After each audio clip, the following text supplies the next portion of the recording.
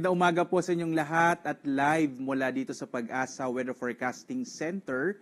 Narito nang lagay ng ating panahon ngayong araw nga ng Linggo, May 4, 2025.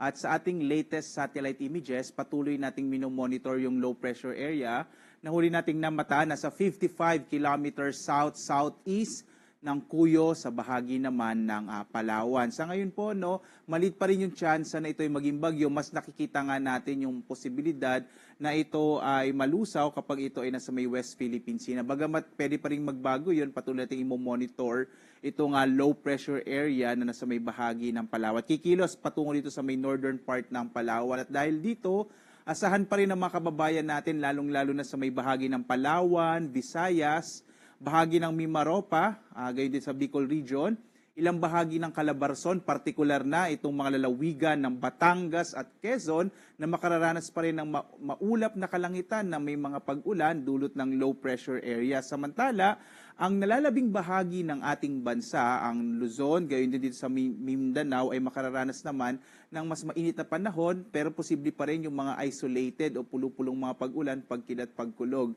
Ngayong nasa buwan na nga tayo ng Mayo at patungo na tayo sa panahon ng tag-ulan, lalo na pagdating ng mga katapusan ng Mayo hanggang mga unang linggo ng Hunyo, asahan nyo po ang mas malaking tsansa o mas mapapadalas na yung mga localized thunderstorms natin sa hapon hanggang sa gabi. Ito yung mga pagkilat pagkulog na tumatanggal ng mga 30 minutes up to 1 hour. Magbibigay naman tayo ng mga thunderstorm advisories through our iba't iba pong mga social media platforms para magbigay ng update kung anong lugar magkakaroon ng mga thunderstorms. Dito nga sa Luzon, inaasahan natin ang mas malaking tsansa ng mga pag-ulan, partikular na sa Mimaropa, gayon din sa Bicol Region, ilang bahagi ng Calabarzon, partikular na po yung mga lalawigan ng Batangas at Quezon, medyo maulap na kalangitan, mas malaking tsansa ng mga pag-ulan, na dulot pa rin ito ng low pressure area na sa may bahagi ng northern part ng Palawan. Samantala, ang nalalabing bahagi ng Luzon ay makararanas pa rin na medyo mainit na panahon na may mga isolated o pulupulong pag-ulan, pagkidlat, pagkulog. Ang agwat ng temperatura natin sa Lawag na sa 25 to 33 degrees Celsius, sa Baguio 18 to 26 degrees Celsius, sa Tuguegarao 26 to 34 degrees Celsius, habang sa Metro Manila 25 to 34 degrees Celsius, sa Tagaytay naman 22 to 30 degrees Celsius, sa Legazpi, sa bahagi naman ng Bicol 25 to 30 degrees Celsius.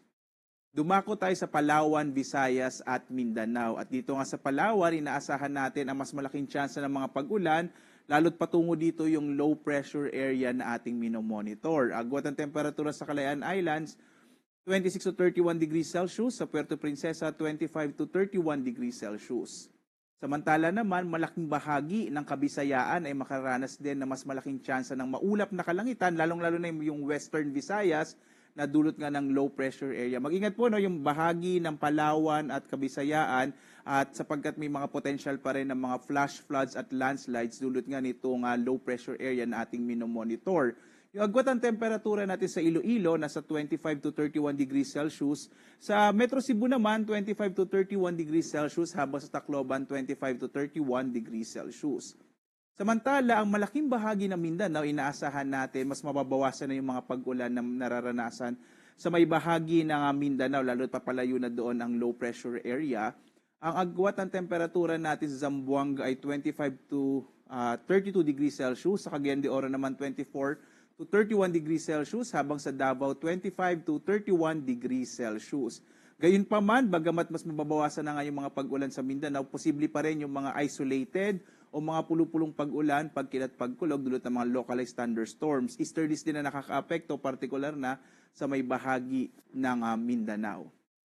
Samantala, dito sa ating damang init or heat index, makikita natin majority po ng mga danger areas or makakaranas ng mahigit 41 degrees Celsius na heat index ay dito sa may bahagi ng Luzon. Pinakamataas nga ngayong araw na sa 44 degrees Celsius yung heat index, Apari at Tuguegarao sa Cagayan, sa Itiaga, Isabela at sa Sangli Point sa Cavite. So mag-ingat pa rin po yung mga kababayan natin sa mga potential ng heat stress na dulot ng mainit na panahon. Iwasan pa rin lumabas bandang tanghali at uminom ng maraming tubig. At para sa mas komprehensibo at mas marami pang impormasyon tungkol sa heat index, maaari tayong bumisita pa rin sa ating website pag-asa.doc.gov.ph at pumunta lamang po kayo dito sa may area sa may heat index part ng ating website. Sa Metro Manila, nasa 42 to 43 degrees Celsius naman yung